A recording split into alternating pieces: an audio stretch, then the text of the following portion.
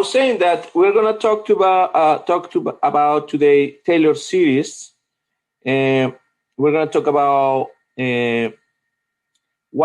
how can we define uh, a, a function in general uh, as or how can we see a function as a power series? So today is probably one of the most important theorems of the whole calculus. Okay, so you have a power series. We already saw this. So this is the kind of series we define. That's what we call a power series, right? And so the example let's think about it. So we want to talk about what kind of, if this is a function, this is, we have been saying these are functions if they pass the ratio test, okay, for some in some interval, okay. So the question we have to answer is, how powerful is this? So can we write a series for the exponential function? Can we write a series for sine of x? Can we find a series for cosine of x? And the answer for all this is yes. Each of these functions is going to have a power series. Okay? So any good function that we have seen you have seen until today, sine hyperbolic, cosine hyperbolic, is going to have a representation as a power series. Okay? And sometimes it has to be on interval, on a small interval, but still is going to be good enough because you want to represent it. So before going here, we need to, we already say exponential. We already have been working with this one. We said this was 1 plus x squared over 2 factorial plus s cubed over 3 factorial plus x to the 4 over 4 factorial, and so on. And this theory is so beautiful that you are going to understand why the series looks like this. Okay? And then we have been having a hard time finding this radius. So in the power, when we go back to see power series, we have been finding all these limits. And for example, we did the Bessel function. Okay, so we have the Bessel function, and this is defined over here. It's a very weird function, but we already saw that this function helps you to model vibration of a drum, like a very mechanical situation, right? And this J series associated with the frequency. Okay, so we're in front of a really important method, but remember we were saying, is this a function? And what we did was the ratio test to figure out where is this a function. And when we did the ratio test, we found that it's good for any x. So this function is a beautiful function. This function is as good at exponential, at sine of x, at cosine of x, because this function is differentiable. It's going to be differentiable, and you can also integrate this function. Okay? So this function is all that you want. And it doesn't look like anything you had seen before. Okay? So what we're going to do today is give some context. Okay? So another function we have been working on, or another example was this. We had 1, which is my color, 1 plus x squared plus s cubed plus x to the 4, and so on. So if somebody remember what is this? This function looks like what?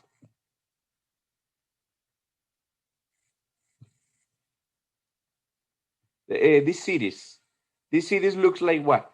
We had talked about this before. What does it look to you? C plus S. Don't remind you anything?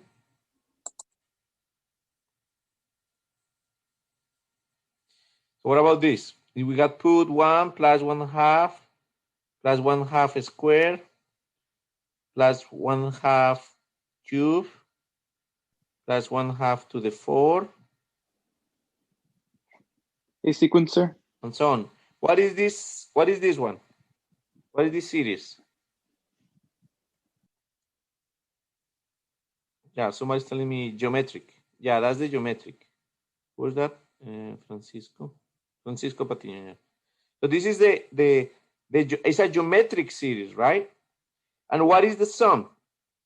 What is sum of this? 1 plus 1/2 plus 1/2 square and so on. What was the final sum of that? You guys remember?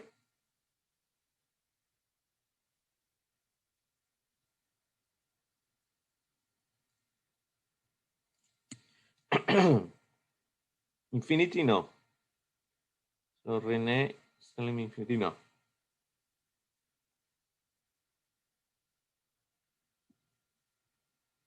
Yeah, 1 over 1 minus r. That's correct. So this is 1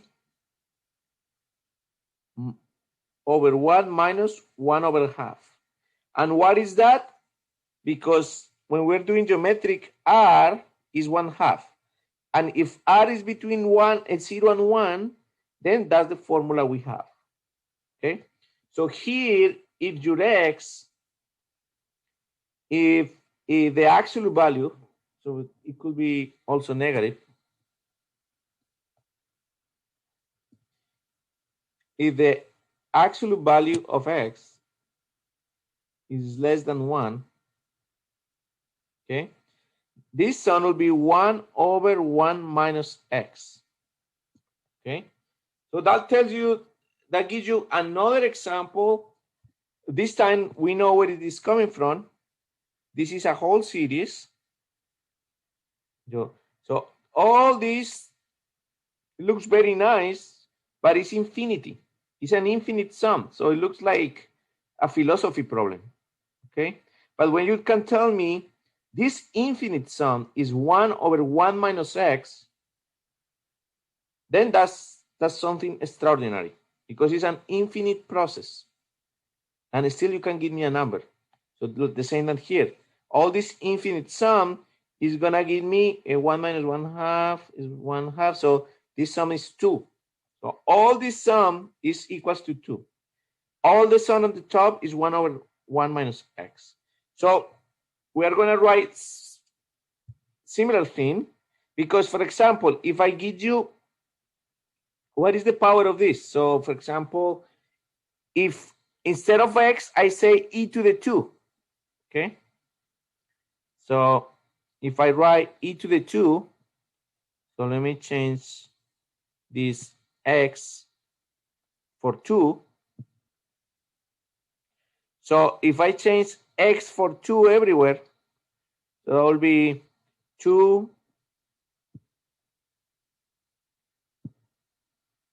Let me erase all this.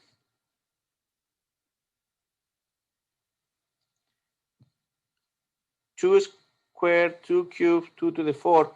All that, this infinite sum over here is gonna give me e to the 2. Okay, so that's the power of this. This infinite sums is gonna give me a number. So far, until pre-calculus, you only know something like the ratio test over here. Oops. Okay, like this. Now you're gonna be able to give me so many infinite sums.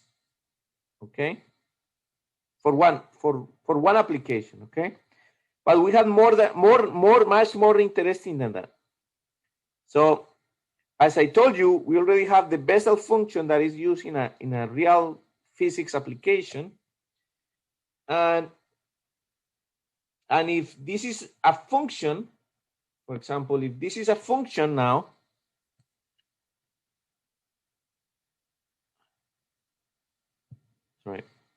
if this is a function, can we find the derivative, right? If this is a function,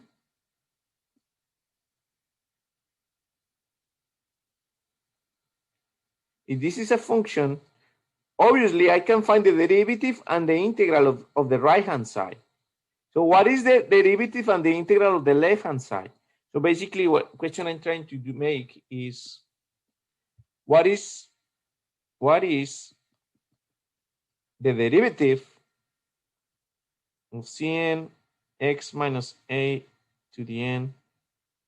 What is the derivative of a series? And what is the integral of a series?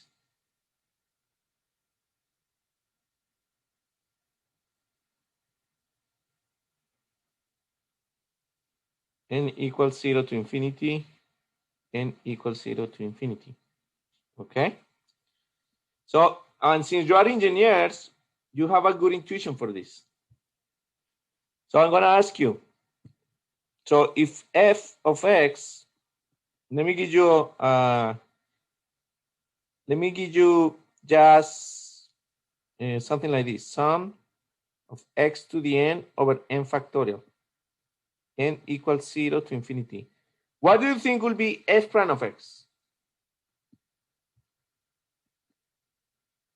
A naive guess, an ignorant guess. But at the end, it might be a good guess. So if you have this infinite sum, what do you think could be the derivative? If this is 1 plus x squared divided by 2 factorial. Well, let me forget about the factorial. Just put 2. So you focus on the important. X to the 3 over 6 and so on. Somebody wants to give me a guess? What will be the derivative of that? What will be the derivative of this series?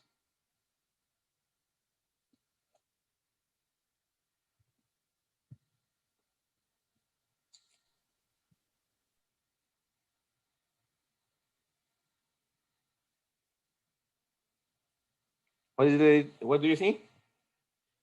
Somebody has to talk. You guys are not talking today very much.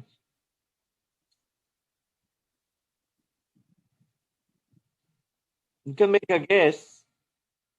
Otherwise, it's not fun. Is it 1, sir? Like a constant or no? Hello, sir? So if the derivative, let's see, what is the derivative of 1? Let's take the derivative of 1. What Would is it be the same thing?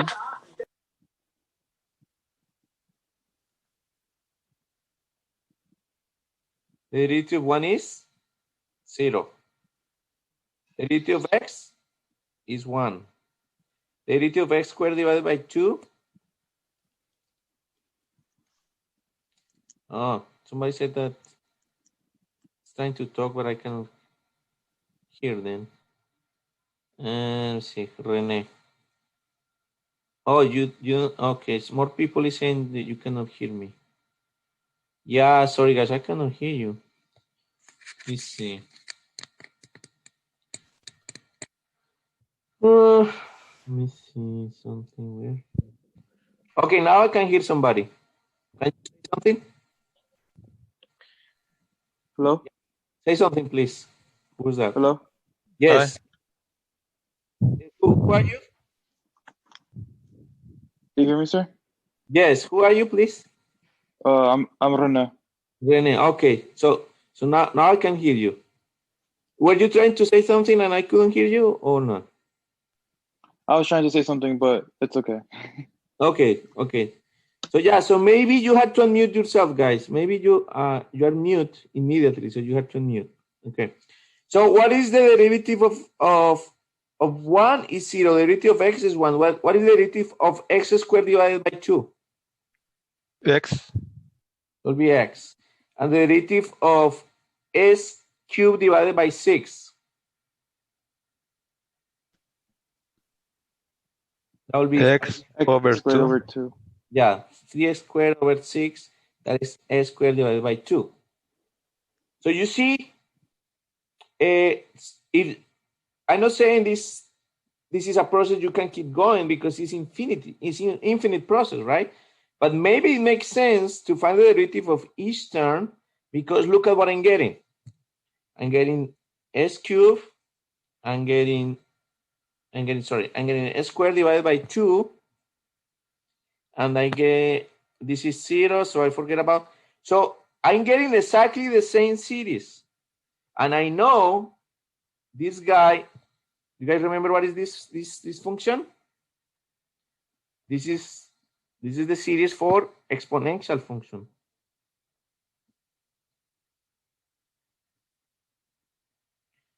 So this is the series for exponential function. You don't know why, but I told you before. And when I find the derivatives term by term, I getting exactly the same. Look at this. So maybe my derivative is exactly the same as it has to be. So maybe this is the right process to find a derivative. So maybe the derivative of the series is just the derivative term by term of the series. Okay? And that's how beautiful it is. So easy. But you have to be inside of the radius of convergence. So as long the ratio test tells you, let's say you are between minus 1 and 1, then you can just interchange the derivative with the sum. You can interchange the sum with the integral. Okay, so let me give you this before giving you the theorem. Let me give you another one. So another example, since it's exponential function, so I know the integral of the sum x and, well, let me put it just like this.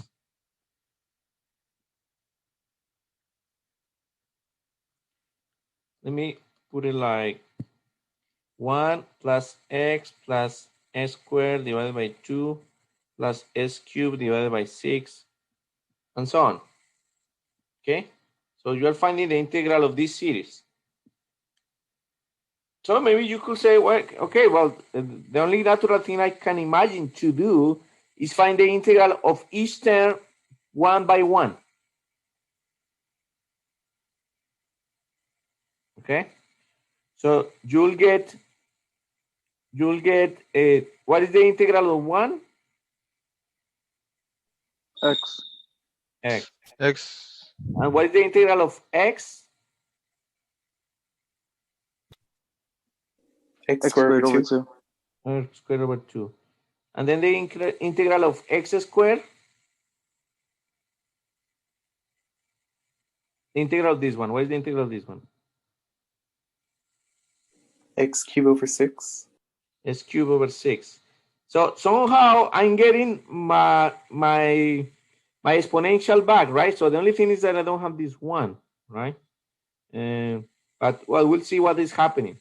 But so that is the next theorem I'm going to show you. Okay, so basically, how do you find the derivative of a power series? Term by term. How do you find the integral of a power series? Term by term, as long you are inside of the radius of convergence. So let me give you the theorem, so you have an idea of what is going on. So and then we can move to Taylor. That is really what we're gonna do. And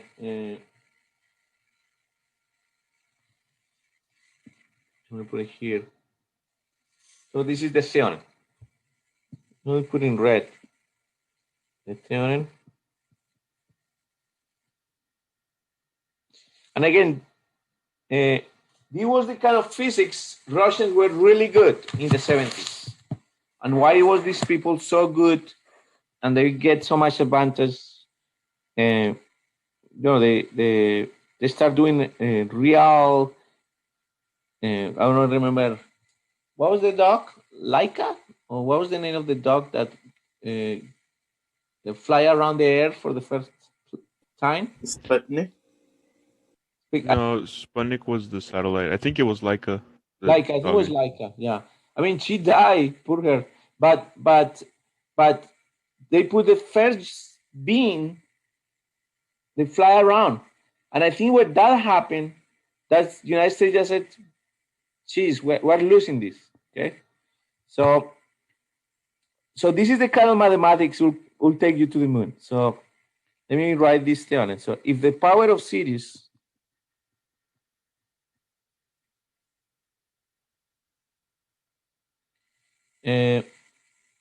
sum Cn x minus a to the n has a radius of convergence,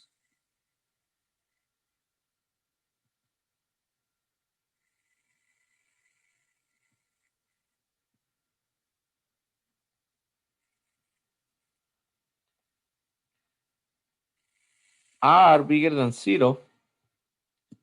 So remember, that is given by the ratio test. Then the function, so look at this is a function now. Then the function defined by, so as long as you are inside of your radius of convergence, this is a function. F of x equals C0 plus C1 x minus a plus C2 x minus a squared, and so on, right? So in general, this is a function. Inside of the radius convergence, I can call this a function without even worry about it. If I'm not inside of the radius of convergence, this could be anything. This could be just nothing. Everything could be infinity. So I need to make sure I'm clarifying I'm inside of my radius of convergence to be a function. Okay. So this is differentiable.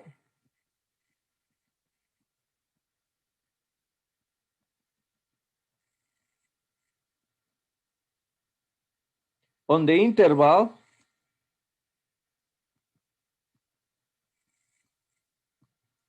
a minus r, a plus r. And the derivative is what we said. F prime of x is just the derivative of the term, 10 by 10. The derivative of C0 is 0, right? What is the derivative of this guy? What do you guys say? What is the derivative of C1 times x minus a? So you can write it like C1 times x minus C1a. So what is the derivative of that? What is the derivative of C1a? That's 0. 1. No, 0. that's 0 because it's a constant, right? And Yeah. what is the derivative of C1x? X. Actually C1, okay? So what is the derivative of phi x? So you put 1, so you get the derivative of this is 5, 5. Yeah. right? So don't be, so the C and the A are constants. You just care really about the x. So the derivative of this is just gonna be C1 and then plus the derivative of the next one. The derivative of the next one will be 2C2 x minus a, right? And that's pretty much it. So what the derivative of the next one will be, so basically you just put down the power, okay? Plus 3C3 x minus a squared. By chain rule, x doesn't have anything on the top, in front. So you're done. So the next one here is c cubed x minus a cubed. So that is this derivative. And so on. So you just find the derivative 10 by 10. So it's more difficult to do it in general than just do it case by case. So that's the derivative. Now the integral. Okay, and that's something important we were missing. The integral of f of x dx, because is an antiderivative, no? So is C, and it's not a defined, it's not a well-defined, like, you know, A and B, right? It's not something like that. When I do the integral of something like that, I need to put the constant. That will be C plus C0 x minus A plus C1. So I'm finding the, well, okay, let me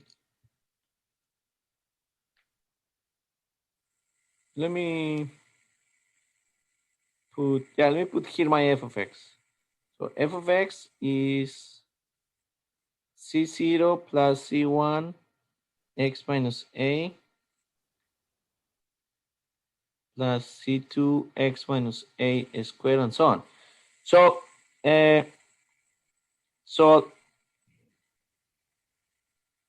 so my antiderivative is gonna be C0 times x minus 1, C1 x minus 8 becomes plus C1 x minus A squared divided by 2. And then plus C2 x minus A cubed divided by 3, and so on. So my point here is that over here we were doing exponential, and what we forgot here was the original constant. So this is all, and this is equals the constant plus whatever we were doing, okay? Because this was not a defined integral. We don't have A and B. Since we don't have A and B, we need to put a constant. And turns out that this constant is gonna be 1. But we will have to figure out, the constant we'll have to figure out somehow, okay? So the whole point here is, yes, you can find given a power series, you can define, you can find the derivative and you can find the integral. And this is extraordinarily useful in real science, okay? So with that, we can move to probably the most exciting part. And, you know, before telling you where is the formula coming from, let me just give you the formula. And so you feel proud yourself, okay? So how to find this Taylor series of anything. And this, by sure, is gonna be one problem in your exam, in the third exam and in the partial exam. So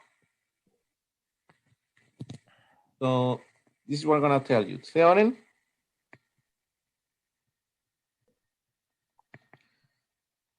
So this is, you can call it Taylor series of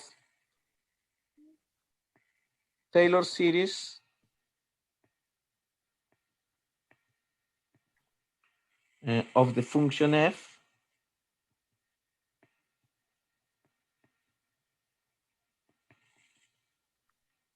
at A.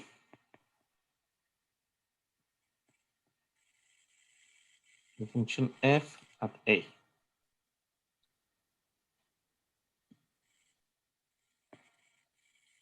So if f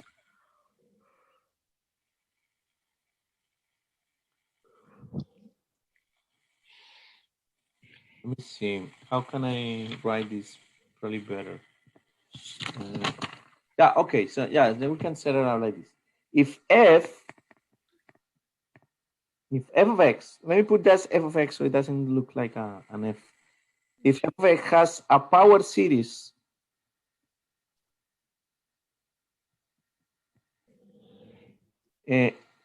representation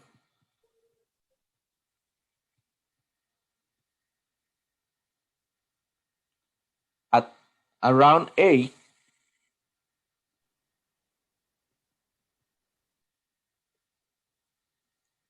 that Yo is entiendo todo mi programa.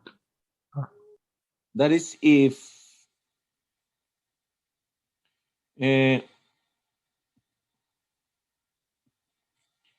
if f of x is the sum of n equals 0 to infinity cn times x minus a to the n, and x minus a is less than r, so that's the radius of convergence, right? Then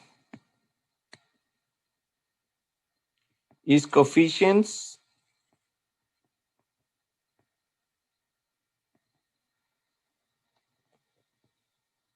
are given by the formula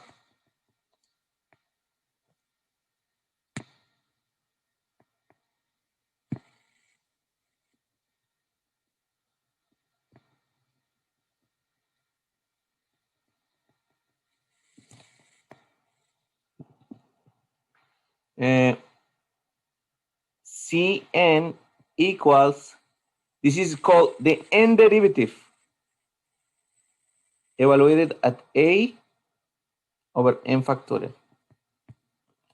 Okay, so let's, and you're gonna see why is this true. Okay. Oh, you're gonna see why is this true. So this is not only a great theorem because it can be used extraordinary in many applications, but also it's easy to see where is this weird formula coming from. So it's extraordinary. So again, this is probably the most important theorem of calculus that you have seen till now. So only on calculus 3 you will see the other really important theorems is divergence theorem and Green's theorem, and is this related to physics and electromagnetism and mechanical fluids. So this is only those theorems could compare to this theorem. Okay. So again, let's do an example finally. Okay, example. And I'm going to teach you how to do it in the practical sense, okay? So, find the Taylor series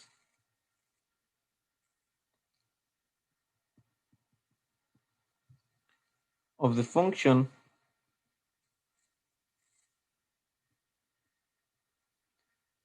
e to the x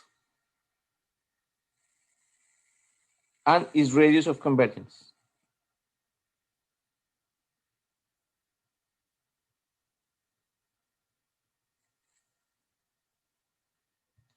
Okay, so basically you have the formula. This is how it goes. You have the formula to find your series, your expansion series. It might work, it might not work. Why it doesn't work? Once you find your formula, you need to find the limit, the ratio test. Once you apply the ratio test, you know the radius of convergence. Because you might have an expansion, but if you don't have radius of convergence, you are not doing anything because that's infinity. Okay, so that's no representation. So first you say, okay, I'm going to use my formula. So what is my Taylor theorem saying? Really, what my Taylor theorem is saying is this. So pay attention to this. This is the practical way to do this. Sum, and then Fn. Okay, I need to tell you what is A. So when A equals 0. So when you are around 0, when A is 0, you call it also Maclaurin series. Okay? So over here, you see, in my theorem, A is over here.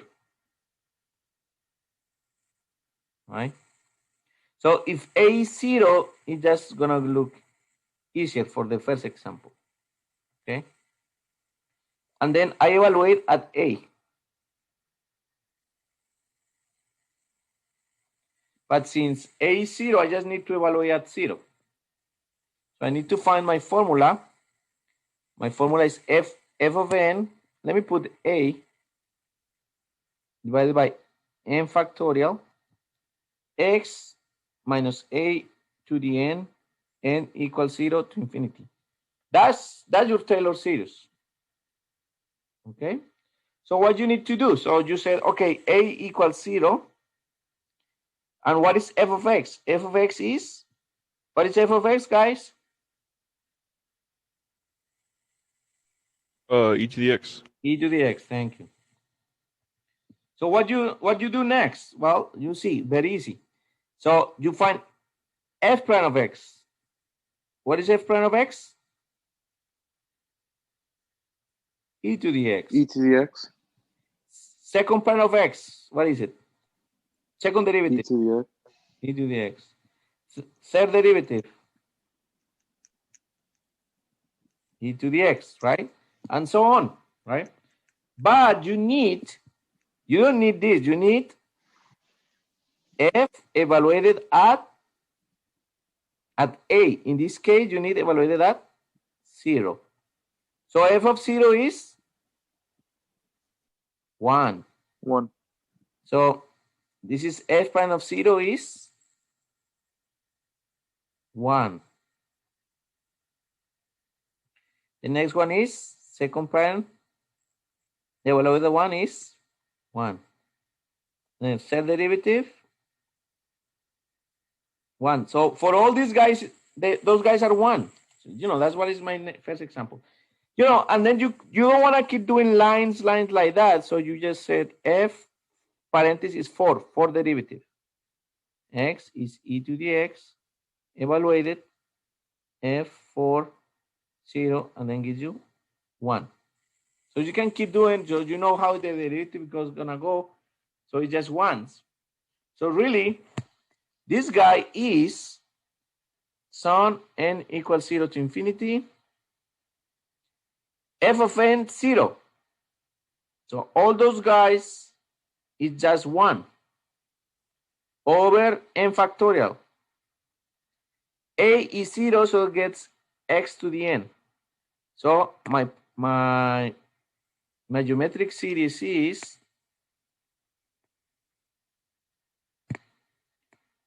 x to the n. But really, this is my candidate. Okay, candidate.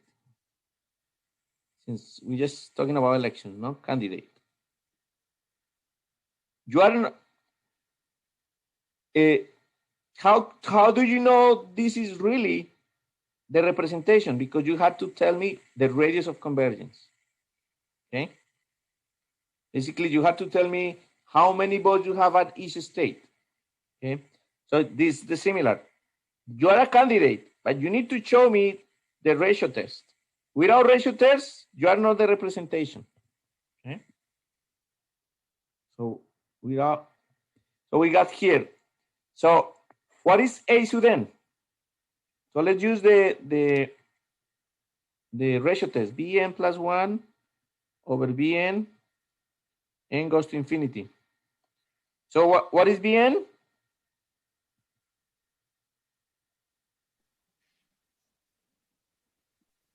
What is Bn, guys? X to the n factorial. X to the n factorial, correct. Thank you. So we can find the limit. So I have to be honest with you. I only understood this really when I was in graduate school. And when I was doing complex analysis. And then we were applying this kind of stuff to physics. Before, for me, it was just, limits and things, but I didn't understand the power of this. So Bn plus 1, what is going to be Bn plus 1? Let me put it here. Bn plus 1 is going to be what? X to the n plus 1 over n plus 1 factorial. Correct. So I have x to the n plus 1 over n plus 1 factorial divided by x to the n factorial. Okay. So now with this multiply here and this multiply here. Okay. And absolute value, right? So absolute value.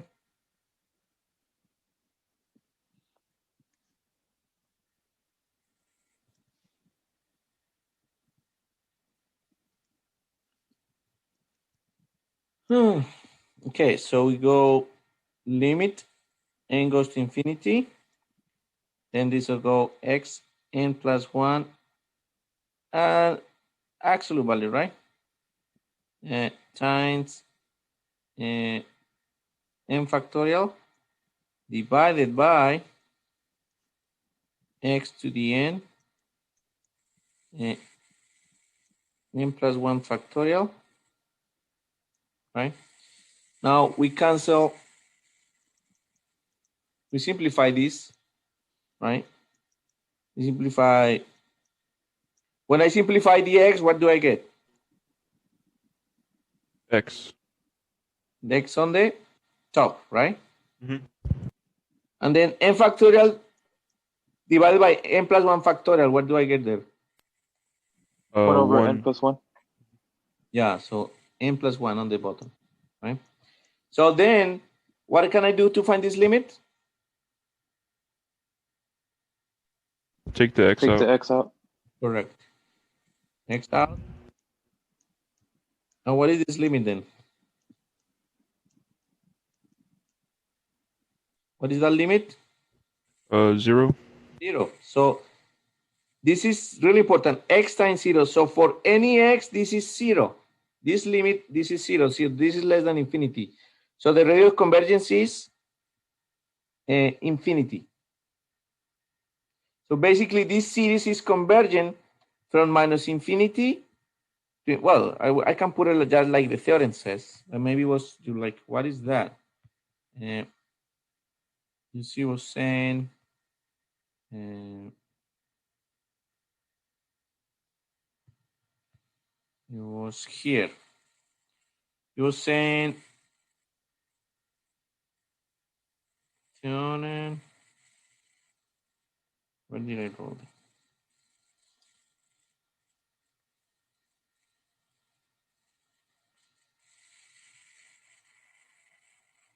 Oh, over here. So this is the a minus r, a plus r. So my radial convergence is infinity. So this is from minus infinity to infinity. So this is going, if you want, you can write it like the theorem is saying. So this is will be 0 minus r, 0 plus r, because a equals 0, right? So, but r is infinity, so really this is minus infinity to infinity, okay? So this series is totally exponential function, okay? So this guy is as good as this guy. So it's like when you are saying 1/2. What do you prefer, 1/2 or 2/4? Or you want 4/8? What do you want? Whatever, because it's the same, right? It's 1/2. So it's something like that. These are the same representation. These guys are the same. They represent the same, but they are different. So they have different properties. Okay. So what? In what sense? The 1/2, you're eating half of the chocolate, right? 2/4, you divide it by 4. 1, 2, 3, 4, but you're still eating the same. Oh, I make an extra one. Sorry. But they're different, right? They're different because this guy was cut in fours, this guy was cut in half. So in mathematically, they are kind of different. The same here. This guy is exponential function, this is a series. But in mathematical purposes, they're just exactly the same thing. Okay? So as mathematicians, mathematicians things like that, and that's a useful way to do. Okay, guys, so if I could, I cannot, but this is the time I will make you a fast quiz, and at the end, I will give points to the 10 people that finish first, okay? But, we are not under those conditions. So what you're gonna do in this example, please work it out. Example, I'm gonna give you 10 minutes and then we do it together. So find, I'm gonna use the language because that's what people uses in the books and in webwork. Find the McLaurin series. So McLaurin series is just Taylor with x equals a.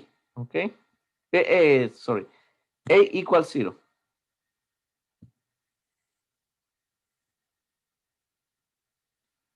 This is McLaurin. Okay, find the McLaurin series for sine of x and prove that it represents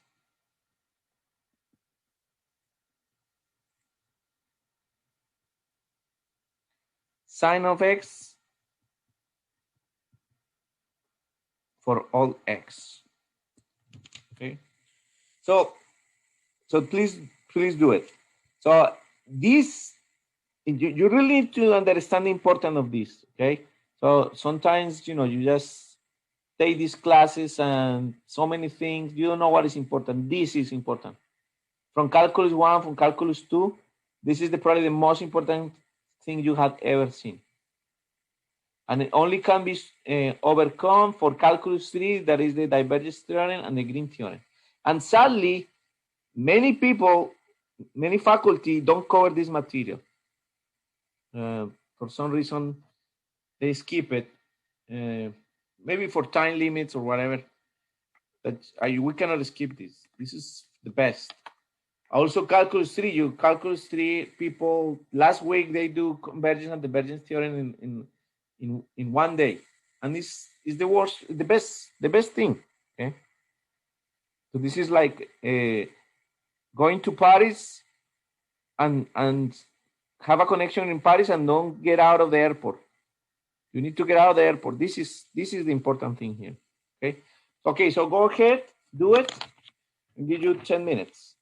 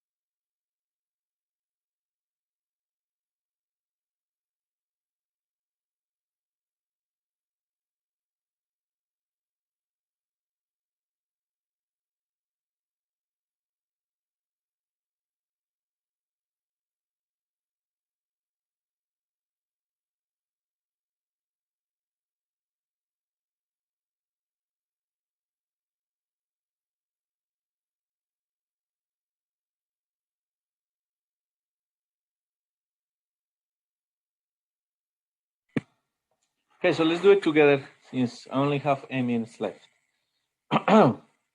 So it's really not that complicated. This is so powerful that becomes easy. So what I want to is represent sine of x as a series, sun, Cn, and is a Maclaurin series. So I want to represent it around 0. So a equals 0. I can say a equals 0. This is go from n equals 0 to infinity. Okay, so that's the representation I want. So I need to find my Cn's. So I need to find, first of all, so f of x is sine of x, right? So I need to find f prime of x. So what is f prime of x? Cosine. Cosine of x. Then second prime is Negative sign. negative sine. Then I get third derivative. Negative cosine. Sine, cosine, yeah, negative cosine. And let's fourth derivative. Sine. Sine, yeah, okay. Let me erase here. Okay, so now we move to the right-hand side and we say we need to find at 0. F of 0 is gonna be sine of 0. 0. F prime of 0 is 1. 1. And second prime of 0 is 0. 0. Third prime is Negative 1. negative 1. Then the fourth is 0. 4 is 0. So that's 0. And so on. Okay. So let's write it down. Okay. So this will be good enough to get credit. So you can write sine of x equals, well, let me put it like this. See, this is useful. Okay. Do all this. Because, I see it and I see, okay, this person knows what he's doing. Okay, so C0, C1x plus C2x squared over 2 factorial. Oh, no, sorry, not 3 factorial.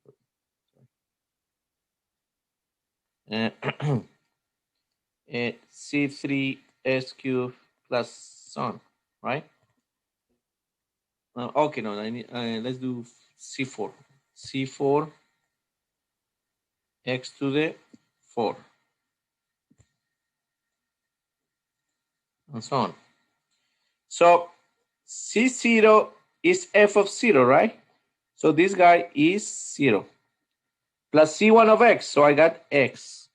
C2 is 0. So the next one is minus s cubed, right?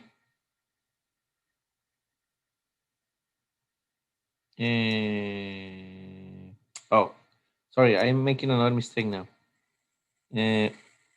Sorry, so to avoid mistakes, let's put the whole thing like the real thing, okay? So C0 is f of 0. C1 is f prime of 1, f prime of 0 divided by 1 x. C2 is second derivative of 0 divided by 2 factorial s squared plus C3 third derivative of 0 over 3 factorial s cubed. And then plus 4 derivative at 0 over 4 factorial x to the 4, and so on.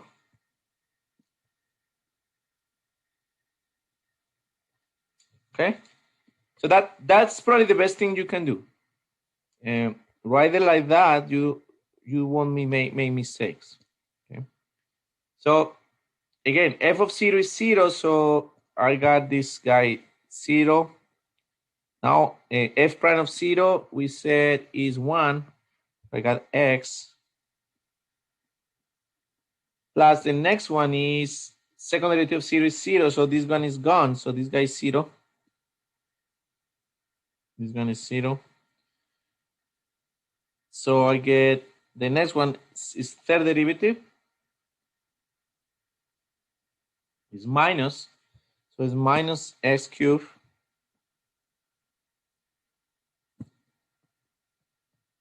The next one is 0, right? So what will be the next one? 0. Oh, sorry, 3 factorial here. Yeah. The next one will be 0. And the next one?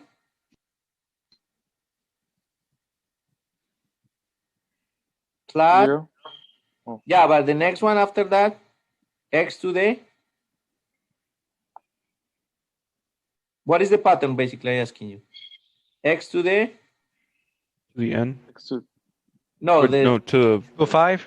5 divided by 5 5 factorial. factorial. 5 factorial. Then the next one is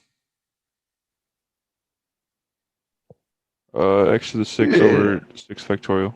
but times 0, right? That one is 0. Because we're only getting the odd numbers, right? So what is the next one? Minus x to 7. 7 over 7 factorial. 7 factorial. So next one is 0, and so the next one is x to the 9. 9 over 9 factorial, and so on. So I just want to see you see the pattern, right? So basically, are the odd numbers, right? And the sign is changing. So how can we write this? So we can write it like this. Many different ways to write it, okay? So this will be one way. Sum x to the, how do you write an odd number? So you can write it like this. 2 to the n plus 1 over 2n plus 1 factorial. So starting at n equals 0. Because when n equals 0, you will get 2 times 0 is 0 plus 1 is x to the 1 divided by 1. The next one will be 1. That will be 2 times 1 is 2 plus 1 is 3, x cubed divided by 3 factorial, and so on. So now, but we need to now take care of the minus.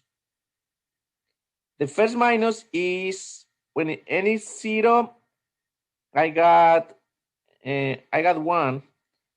So when I get n equals 1, I got minus. When I get a square, so this should be, when it's to the fifth, I'm gonna get, is this right or no? Minus 5. No. Next to the fifth. No, it's I had to fix it. So minus 1. Let me see. Maybe the best thing we can do, this is going 1. Yeah, okay. So if this goes with n, the next one will be 1. The next one will be okay. So let's look at this. So this is 1. I don't know. Well, no, actually, this is 0. In my counting, this is 0. Then this is number 1. So in number 1, I need negative. This is number 2. I need positive. Oh yeah, so it's good. Because this, I'm counting using this one, right? So this is my 0, n equals 0. This is n equals 1. This is n equals 2. So when n equals 2 is 2 times 2, 4 plus 1 is x to the 5 minus 1 to the 2 is positive. Okay, so this is good. So this this is my potential, this is my candidate for sine of x. So that's why you practice so much with your homework, trying to figure out those, how to write a series in these terms, okay? Because if you cannot write it like this, you cannot find the ratio test. So we need to find the ratio test for this guy. I know most of you like this one better, right? But we saw that the Bessel function cannot be represented by a normal function. So we need to get more familiar with this dimension. Okay, so now let's do the limit. So I need to find my ratio test to know when is this series convergent, and if it's ever convergent, could be that it's not convergent for any x. So we need to go limit n goes to infinity, bn plus 1 over bn, right? And then I'm gonna do, so this is my a sub n, no? This is my a sub n. So I'm gonna kind of do it because we are for time purposes. So we're gonna do Bn is this guy over here, right? Bn, sorry, no an, but I'm saying Bn so don't get confused with my ans, with my a. Bn is minus 1 to the n, x to the 2n plus 1 divided by 2n plus 1 factorial.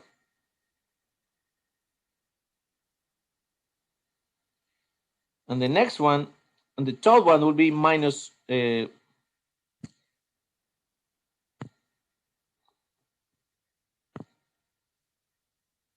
next one will be minus 1, n plus 1, then x to the 2n plus 1. So there will be 2n plus 2 plus 1. Okay? Because I have 2 times n plus 1 plus 1. So that's really 2n plus 2 plus 1. So that's really 2n plus 3. So this is really 2n plus 3. So let me just write it down. 2n plus 3, right? Let me know if I make any mistake. So when we do it fast, it's also easy to make mistakes. So that will be 2n plus 3 factorial on the top. Now,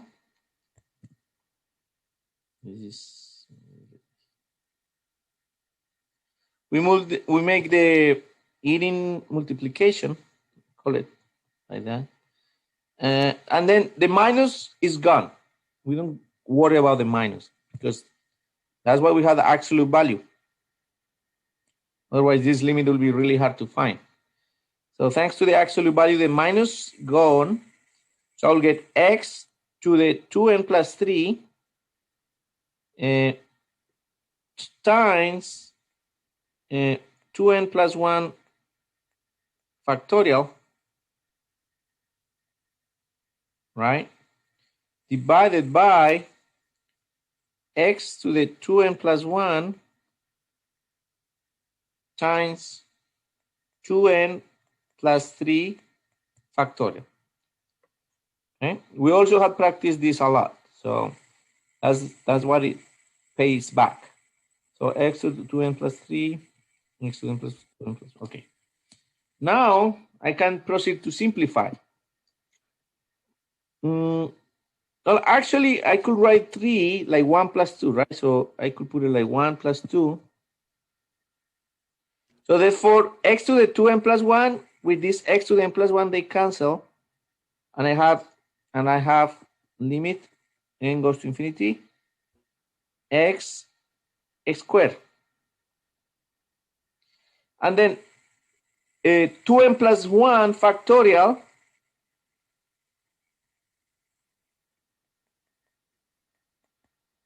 divided by 2n plus 3 factorial. But what is 2n plus 3 factorial? 2n plus 3 factorial is 2n plus 3 times 2n plus 2 times 2n plus 1 factorial. It's like saying 5 factorial is equals to 5 times 4 times 3 factorial. Okay, this is an easy observation. So I can simplify these guys. Now I proceed to take my x out. I take my x out times the limit.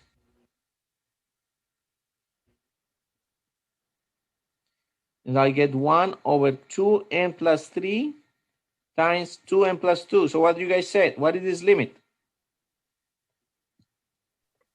What is the limit? 0. 0. For any x, I get s squared times 0. For any x, this is equal to 0. This is less than 1. So this series is the perfect series for sine of x. Okay? Is the perfect series for sine of x and is convergent from minus infinity to infinity. So this is a perfect representation for x from minus infinity to infinity. So this is perfect.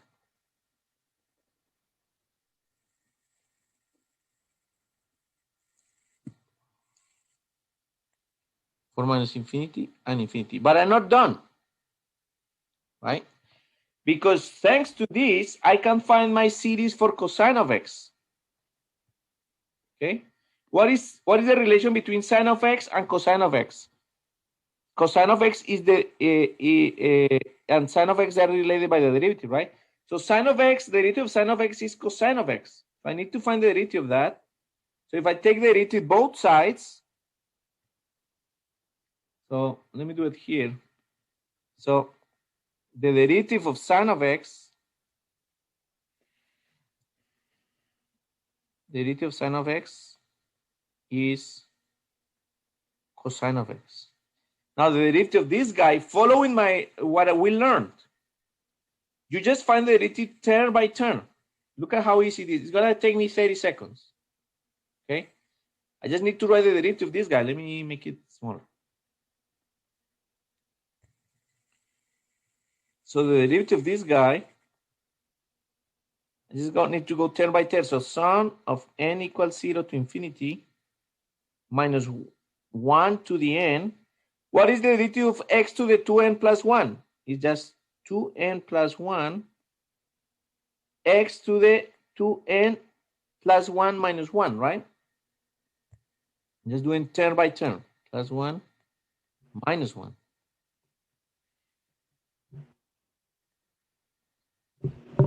Divided by